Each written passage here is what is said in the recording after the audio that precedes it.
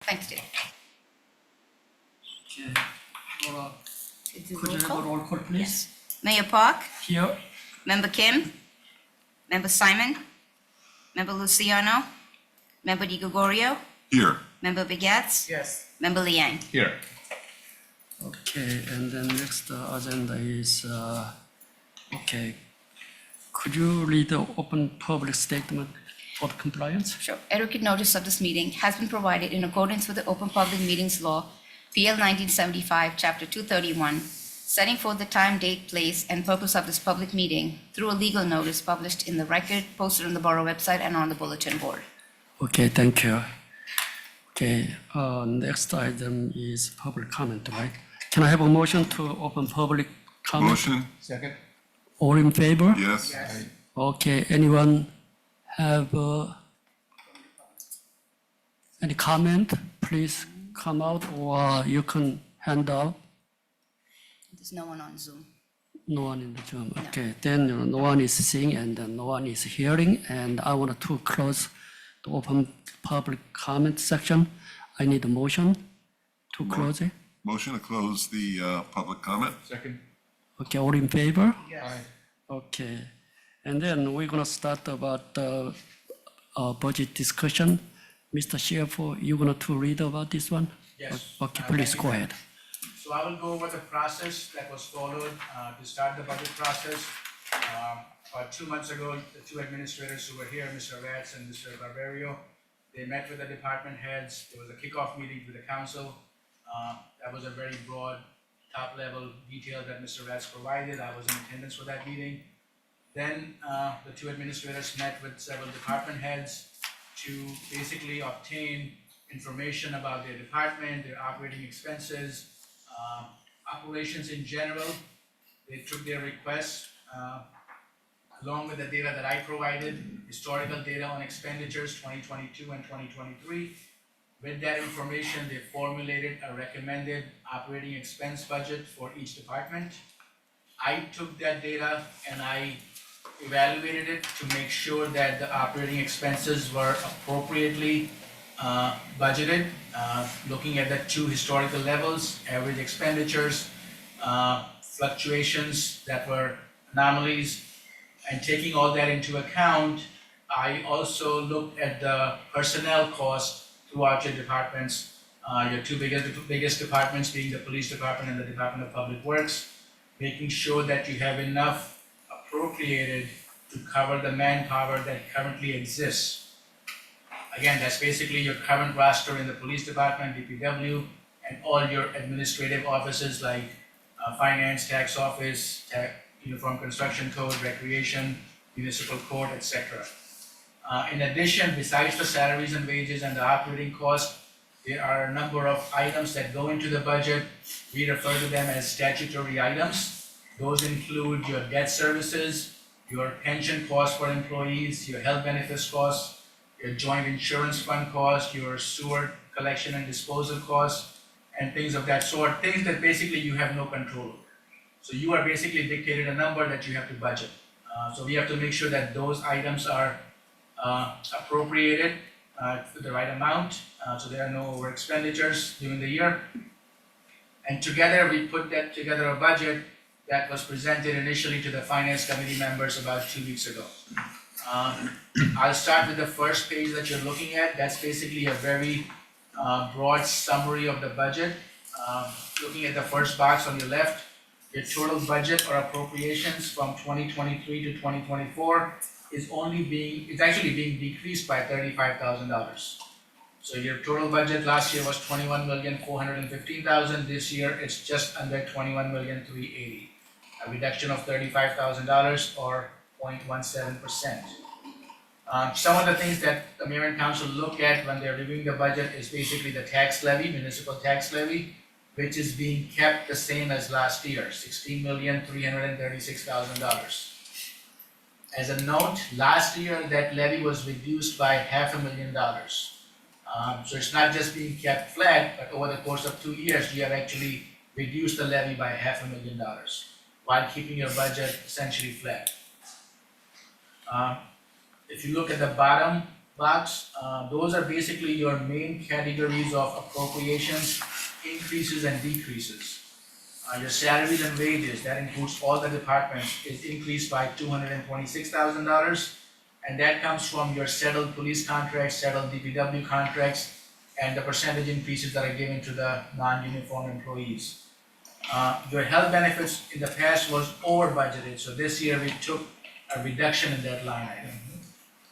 Your operating departments, which is basically all the operating expenses throughout your department, police, DPW, construction code, finance, recreation, court, that represents an increase of $67,000. Your library, if you remember last year, you negotiated a contract with the Fort Lee Library, so that increase is coming from that negotiated contract. Your sewer charges from Bergen County Utilities Authority, again, one of the line items that you have no control over, that gets dictated to you. That represents an increase of over $121,000. Same thing for the next item, joint insurance fund, you have an increase of $63,000. Your social security is kept flat, so there's no increase or decrease. The garbage and trash collection and disposal cost was also over budgeted in the past, so we actually reduced it by about $85,000. Your debt service actually goes down by $336,000, and that's just basically based on the actual amounts that are due this year. Your capital improvement fund, last year we budgeted $298,000. I just increased that number to around $300,000. That's where the $2,000 is coming from. We'll jump over to the next part, which is the revenue increases and decreases, and we'll go over all this in case if you have any questions. Sorry? My bad. So you're using a little bit more in surplus, $149,000. Your state aid is actually going down. That's because in the past we were able to accumulate a new state aid revenue item, which now disappears. Your local revenues, which we are anticipating on a conservative way, is down by $138,000. Again, your municipal tax levy is flat, and your receipts from the taxes is down by about $14,000. And then if you want to jump up on that same side, you'll see that your average assessment in 2024 is $1,347,000. And that's actually, let's go back to the top box on the right-hand side. Your rateable base grew from 2023 to 2024, not much, by about $15 million. What that does is, even though you're keeping the tax levy flat from 23 to 24, you are still able to pass a small tax decrease to the average homeowner because your rateable base went up. So you're spreading the same number of levy over a bigger rateable base. And that's how you were able to present a $27.53 tax decrease to an average residential house of $1,347,000. Last year, this is something that we usually don't do, the commercial piece, but last year I was questioned as to what impact our budget has on a commercial property. So I went ahead and calculated your average commercial property, which is about $7.4 million.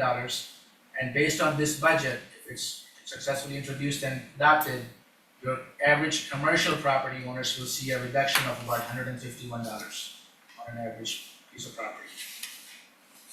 Any questions on the summary sheet? Yes. The Bergen County Utilities Authority, Yes. that, I believe they measure how much we throw over to them. And you had mentioned it went up by $121,000. So the Bergen County Utilities Authority determines their budget based on flow or water usage from a prior year. So this budget that you're looking at, or the number that you're looking at, is probably coming from 2022 data. I thought they are 22, budgeting 23. from, not from water usage, but they have flumes throughout town where they measure how much we throw at them. I'm reasonably sure that that's the case. I'm not sure about the exact technical, Yeah. how they calculate it, but I know that this number is basically given to us at the beginning of the year based on their budget requirements and how they spread out the budget requirement over all the member municipalities. So I'm just wondering, We owe them this month. but I'm not sure if it's water usage or if it's actual meter. It's metered. So if it's, I wanna know that, but I don't know that for sure. I'm I, not a Bergen County guy. okay, I just forget, what I'm thinking is the restaurants increased their capacity during COVID. Water usage, sewer systems, it's all increasing and I guess we have to pay for that. Yeah. Well, I did some research and I did call and I spoke with the people at the Bergen County Utilities Authority.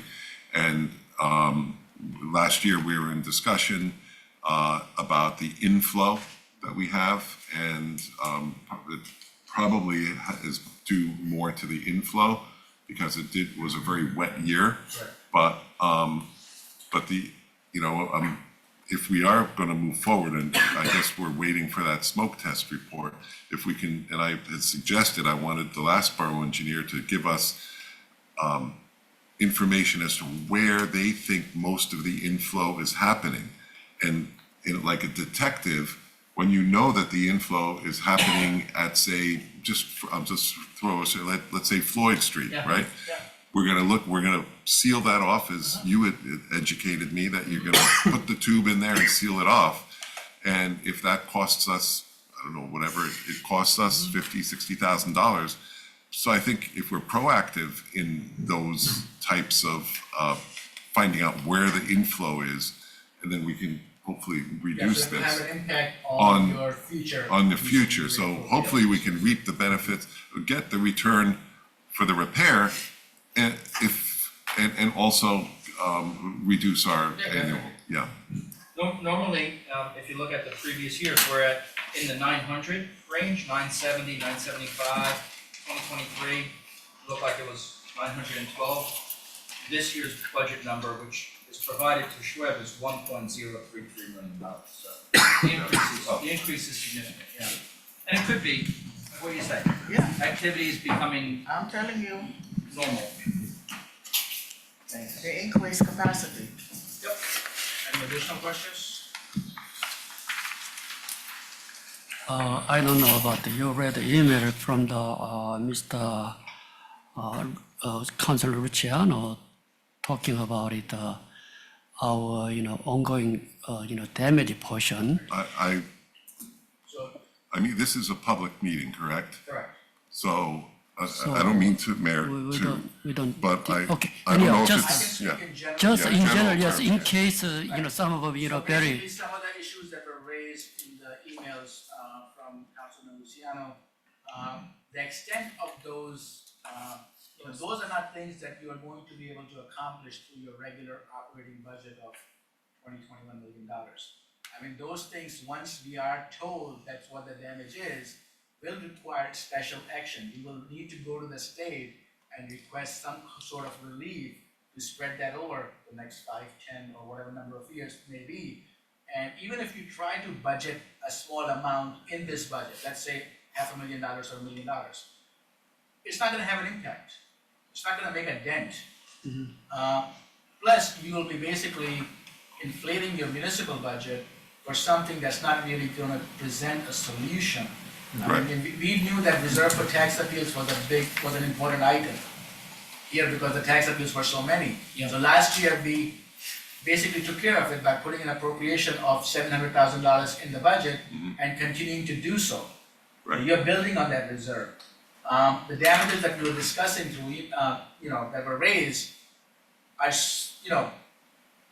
we don't even know what the number is right now. So Right. it would be basically, in my opinion, I don't think it would make sense to try to raise it or address it in this municipal operating budget. That would Okay, be my that's, yes, I wanted to know that just in general, okay, thank you for your comment, thank you.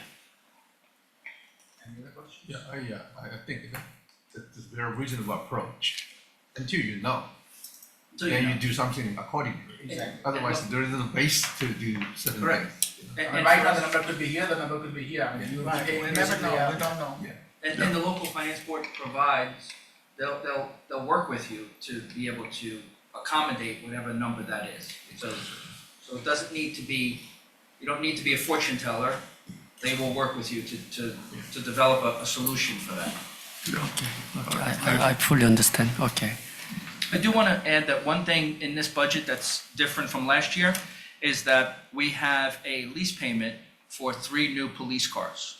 So we've connected with a lease company where we order the police cars and then we provide, or they're providing us a 5-year lease on those vehicles. So after 5 years, it's a 0 payment. We've completed the payment of those police cars, about $35,000, $36,000 a year.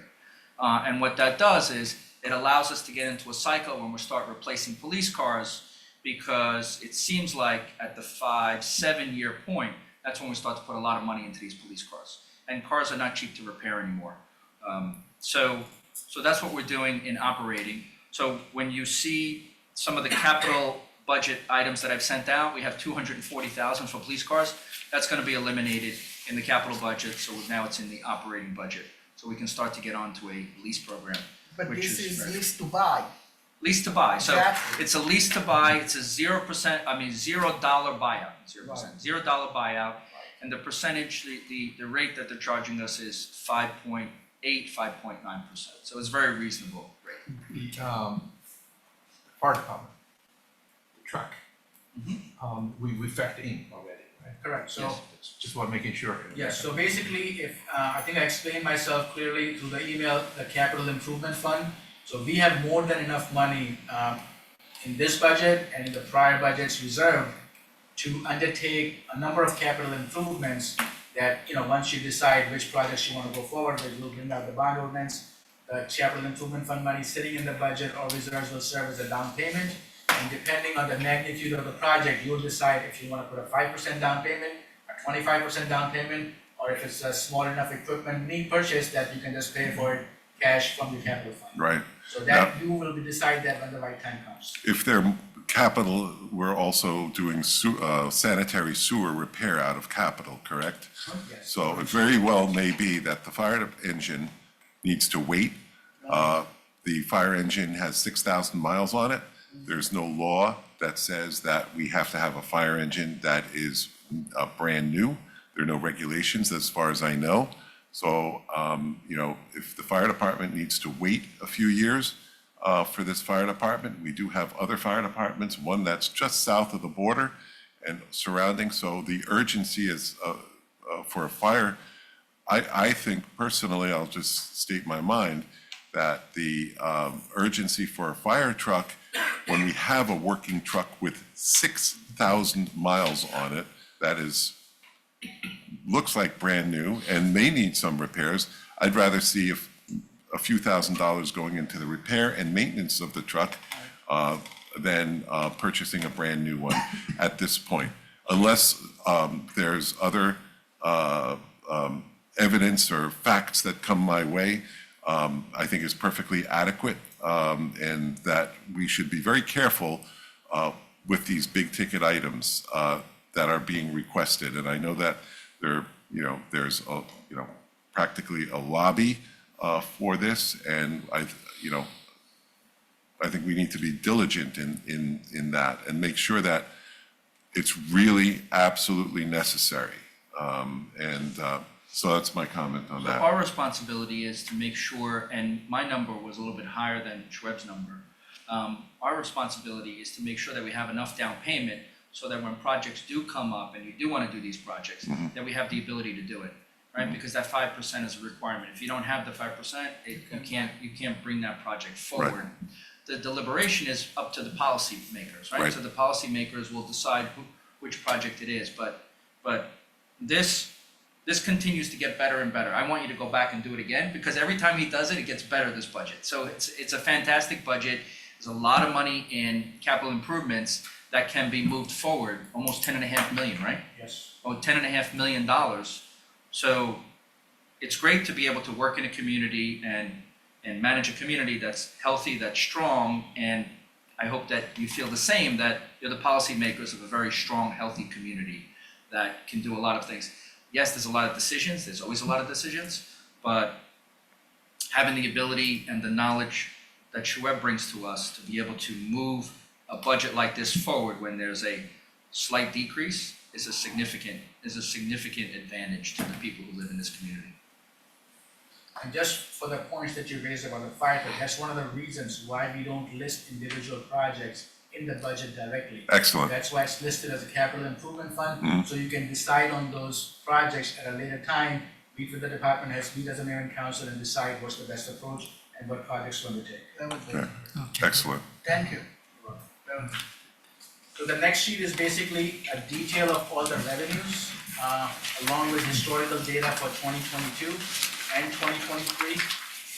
I'm not gonna bore you with the details, but basically your surplus, you notice in 2022, you only anticipated 1.2 because, that's all you had available. And then in 2023, you were able to anticipate almost double of last year. And this year, you're just increasing it slightly. Just to give you an idea, your preliminary estimate of the surplus as it stands at the end of 2023 will be close to $5.7 million. And just to put that in perspective, this year you were able to generate almost $4 million In in surplus. surplus. Anytime you are generating more than what you're using is a good thing. So this year you used 2.3 million and you generated close to 4, so that's more than good. So that's why it doesn't hurt to anticipate a little bit more next year to balance the budget. If you have, for many years, you have a surplus and the trend is going up, is the state, give you some kind of a hard time, or they don't care?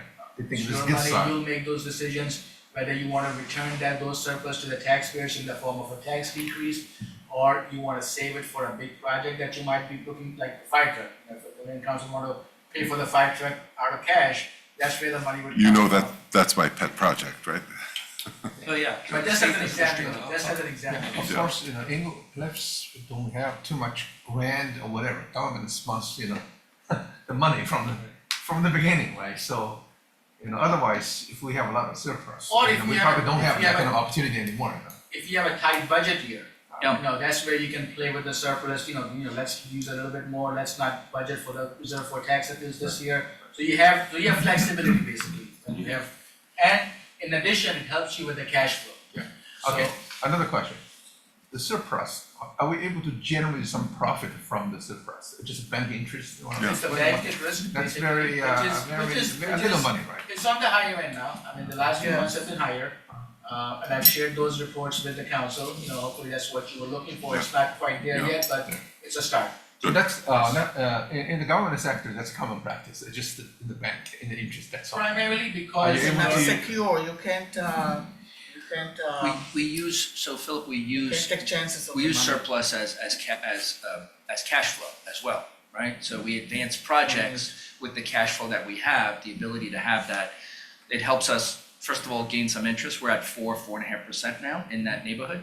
It helps us with cash flow, so we don't have the stress of when we collect taxes and we're behind and there's always that stress, right? The cash flow stress. But it also shows the rating agencies that the community is becoming healthier, right? It's becoming stronger.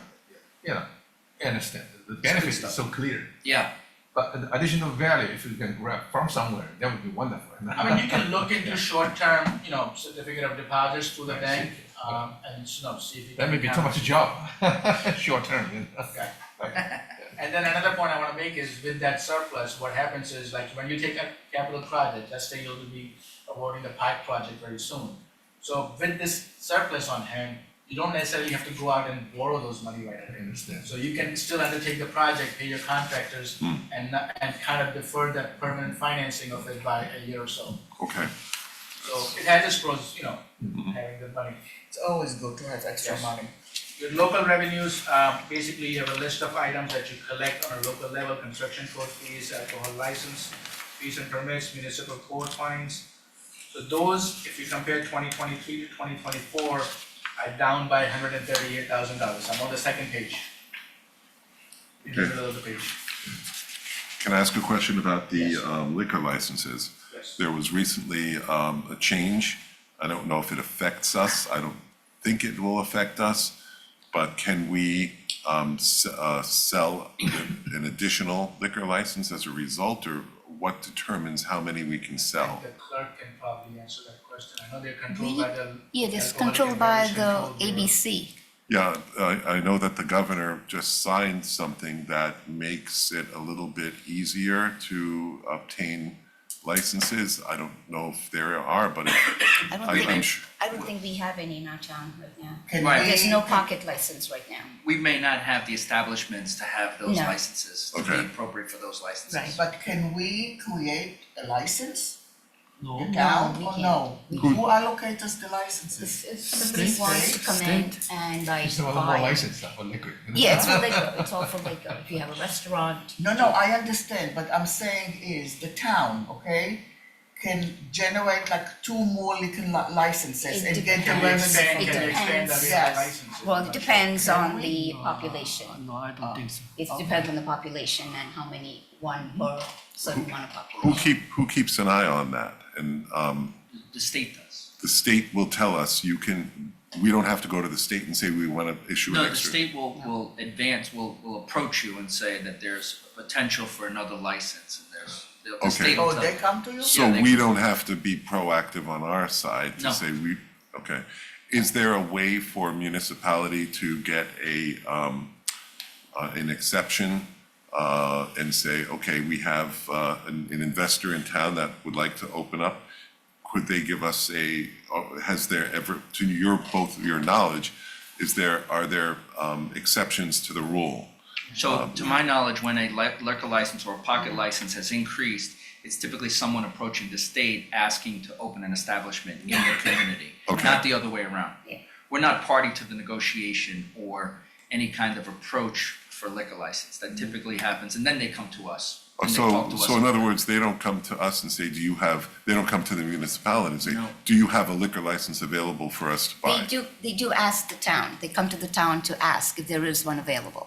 And There then is what- one. I will always know, the clerk always knows if there's a pocket license, because that still has to be licensed. whether What's a you- pocket license? It's an establishment Not using it. that's not using it. They're allowed to keep it for a certain amount of years. Okay. And then if they want to sell it, they can sell it.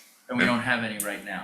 Right And- now, we don't. And I know that there's one restaurant in town that is able to sell New Jersey brewed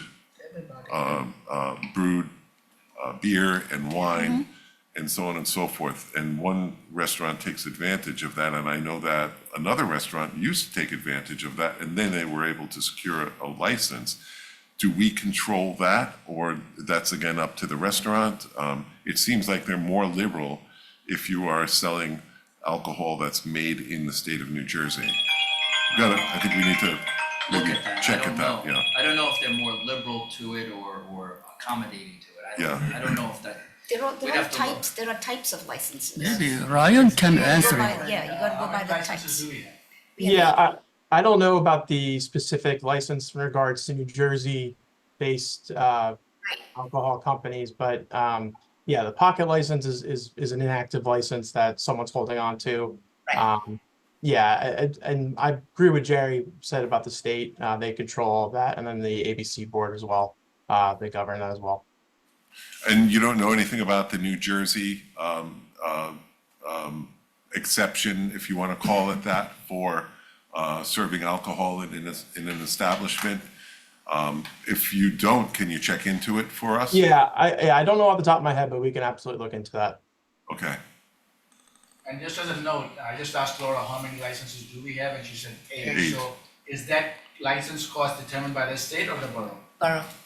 That's the other thing I wanted to talk about. So basically, you're charging $2,500 per license, that's why you're generating approximately $20,000. So if And- you were to add 4 more, Right. it's gonna add only 10,000 unless you really increase your license cost. So annually, it's 25, it's how much? Annually, if you look at the line No. item, you only $1,000. generated about $20,000 last year. So every Probably. establishment pays about a few thousand, $2,500. $2,500. Here. But to purchase the license outright, That's That's between the open two parties, market. though. It's open market. it's Yeah, open that is market. open market, So yes. that, okay, got it. David, we're not party to that. to No. those Okay, that's negotiations. good. I understand. We're not Okay, opening thank that you up. for the Yes. So education. we're not gonna balance the budget just by. Yeah, no, No. no, absolutely not. Okay. They're gonna direction probably not their Your pocket. budget's already balanced. You already took care of that. So the local revenues, as I said, basically, because we are anticipating on a conservative note, it's down by $138,000, which is in essence made up by your increase of surplus. Your state aid is practically, level between 732 and 699. You receive some delinquent taxes based on, we have about $300,000 outstanding at the end of the year. So we are anticipating $275,000, again, conservatively. And that's how you build surplus by, you anticipate the revenues on a conservative way, so when they realize higher than anticipated, that goes into your surplus. Your amount to be raised by taxation, which is your tax levy, as we discussed earlier, is kept flat. And if you look at the 2022 number, that was $16,836,000, and then in 2023, we dropped it by $500,000. If I can point out one thing on this page, cell tower fees. Right, so cell tower fees, the technology committee is gonna have to meet to discuss renegotiating cell tower fees. Okay, We got a couple of entities that are up for renegotiation. okay, just wanted to I bring know that of one. And do we know how many cell tower fees that, it seems like we have a few that are up there that, We know the dollar amount, I don't know specifically how many we We can have. tell you where they come from, the source of it. Okay. I can tell you that detail. okay. I think it's 3 or 4, but that's just me reviewing the And- detail that he provided in the past. Again, I'm, still educating myself, there's a lot to know. That tower is our tower, correct? And then we rent space on that tower to, say, Correct. Verizon or T-Mobile, So when and we collect No, fees Therefore- from them. Right, therefore, when improvements have to be made, we have to make those improvements, Okay, and then the rental continues. continues, okay. Or increases by adding an additional entity onto that, and whatever we can do to capitalize on that tower. But that's our see. tower. That's our tower, and it's promoted to, how is it, do we do anything to let companies know No, that they it's come to there? us, we don't have to promote something. We don't like have to that. promote those They things. need the tower location. Okay, do we have extra space on that tower? I don't think so, Don't think so. no. Okay, can we move forward with the budget, please? So the next 3 or 4 sheets are basically your condensed version of your appropriations throughout the borough. Just basically your departments are broken down into salaries and wages and other expenses. And then as you come towards the end, you will have your statutory items like debt service, pension, deferred charges, and capital improvements, library, sewer. So I'm not gonna go through line by line. If anybody has any questions, the increases and decreases are listed on the first column. If you have any questions, I can point to that department or line item. But the first page that I provided that had the summary gives you a snapshot of where the major increases and decreases are coming from. Okay, I have a fire department salary and wages. That is, Jerry included, last time they proposed us, that is, That's the current mayor. this It's is just the current. current, not any increase. Okay, We didn't approve it. Those discussions haven't really started yet. okay, And got just so everybody knows, just because an item is in your budget doesn't necessarily grant any individual or employee any kind of salary increase or that salary. It's just basically amount that you're budgeting in your budget. So if you make those decisions, you have funding for it.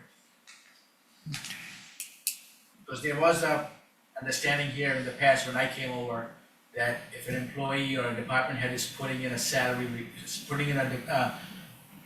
and wage request of, let's say, $20,000, then it means they earned that number for that position, which is not the case. So I can put 100,000 in that line item, but if that individual's salary, which is controlled by a salary ordinance, is only $30,000, that's what they are receiving, not what's in the budget.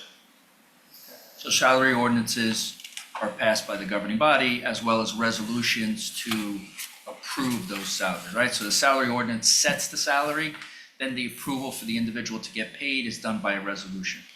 So I remember last year, there was questions over the salary ordinance and the wide range that was put on there. So how should a salary ordinance look? Should it So have- salary ordinance should have ranges, Yes, right? So that you have some flexibility, but then the resolution that gets passed typically at that same meeting would set the salary for the individuals who are in that position. And typically, the resolution is for a few years if it's a union employee with a contract. So if you I have a see. 4-year contract, you have a resolution.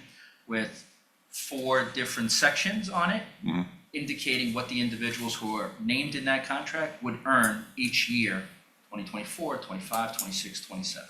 Okay, thank you. And for your non-union individuals or employees, you should do one at the beginning of the year or shortly thereafter.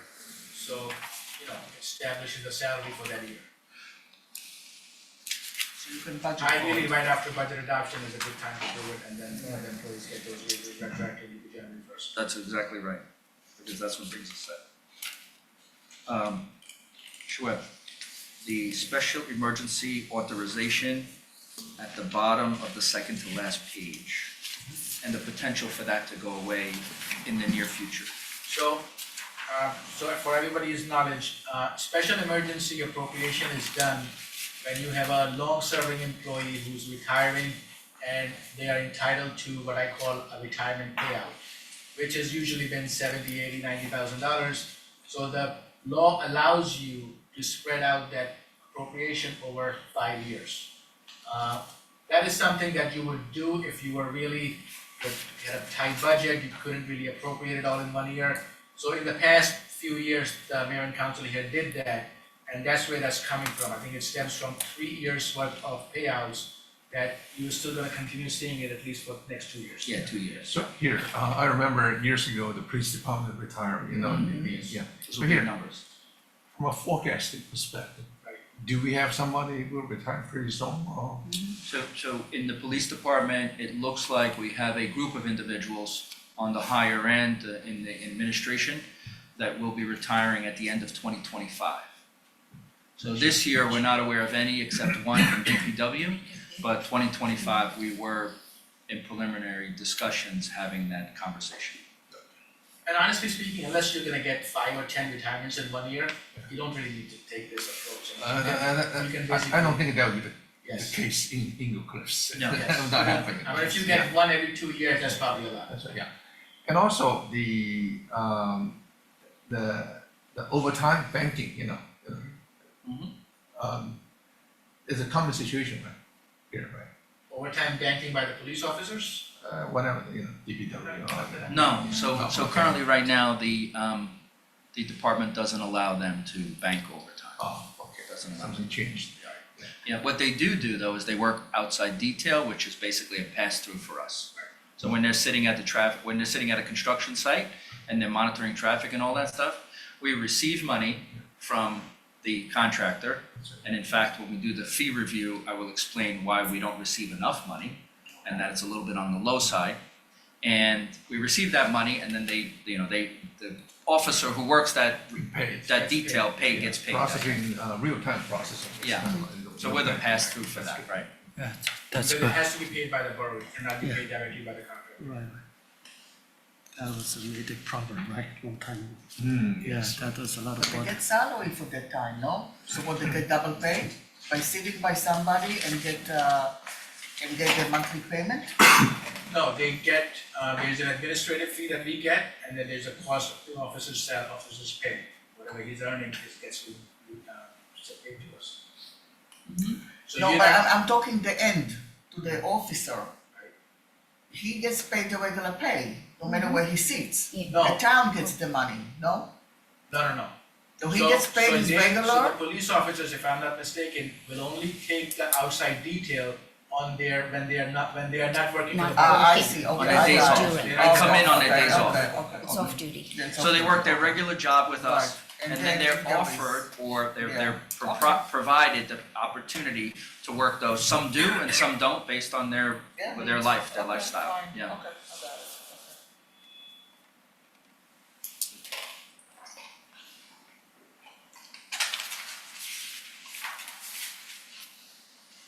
So I appreciate you bringing that up, because, and I'm sorry, I got sidetracked. The special authorization, right?